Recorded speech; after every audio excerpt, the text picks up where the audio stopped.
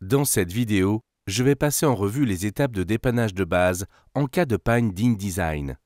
Première étape, nous allons réinitialiser les préférences. Vous pouvez trouver toutes les données de préférence dans le dossier AppData. Pour y accéder, nous allons dans le dossier Utilisateur, puis dans votre nom d'utilisateur dans les données de l'application. Et enfin, cliquez dans le dossier Roaming. Une fois sur place, nous allons cliquer sur Adobe et localiser le dossier InDesign. C'est ici qu'InDesign enregistre ses préférences. À partir de là, il ne nous reste plus qu'à renommer le dossier. Nous voulons également réinitialiser le dossier cache. Je reviendrai à AppData et cliquerai sur le dossier local. À partir de là, nous allons cliquer sur Adobe et localiser InDesign. Je renommerai également ce dossier. Maintenant, lorsque je lance InDesign, il crée de nouveaux dossiers de préférences et de cache, mais avec de nombreux paramètres. Si nous retournons au dossier Roaming, nous pouvons voir qu'un nouveau dossier a été créé dans lequel nos préférences sont enregistrées. Deuxième étape, nous allons vérifier les imprimantes par défaut.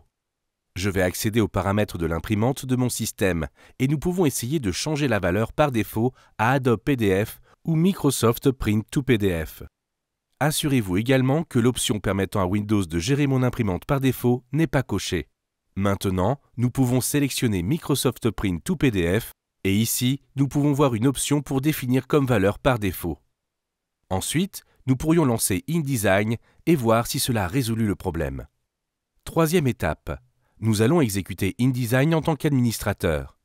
J'accède à InDesign et si je clique dessus avec le bouton droit de la souris, une option s'affiche pour s'exécuter en tant qu'administrateur. Cette option nous donnera des informations si InDesign manque de privilèges d'administrateur lors de la création des préférences ou quelque chose de similaire lors du lancement de l'application. Quatrième étape, nous pouvons nous assurer qu'InDesign est à jour. Je vais accéder à l'application de bureau Creative Cloud et à partir de l'onglet Accueil, nous pouvons voir quelle version d'InDesign est installée sur le système. J'ai actuellement la version 19.1 sur mon système.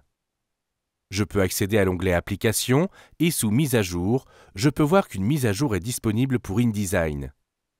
Si l'application était déjà à jour, nous pouvons installer et tester une version plus ancienne. Je vais accéder à toutes les applications, localiser InDesign et cliquer sur les 3 points. De là, cliquez sur Autre version et on nous donne de nombreuses versions précédentes à installer. Je peux installer une ancienne version et voir si mes problèmes sont uniquement dans la version actuelle. Si vous n'êtes pas autorisé à le faire, veuillez contacter votre administrateur. En outre, si vous avez des plugins tierces installés dans Adobe InDesign, vous pouvez essayer de les supprimer pour voir si cela aide. Chaque fois qu'InDesign se bloque, vous verrez un rapport d'incident comme celui-ci. En soumettant un cas de support, lorsque vous contactez le support Adobe, il peut référencer le rapport et vous aider à résoudre votre problème. Je vais cocher cette case, entrer mon adresse email et envoyer le rapport.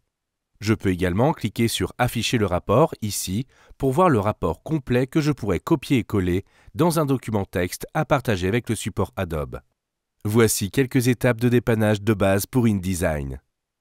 J'espère qu'ils vous aideront et si votre problème persiste, veuillez contacter le support Adobe et l'un de nos agents se fera un plaisir de vous aider.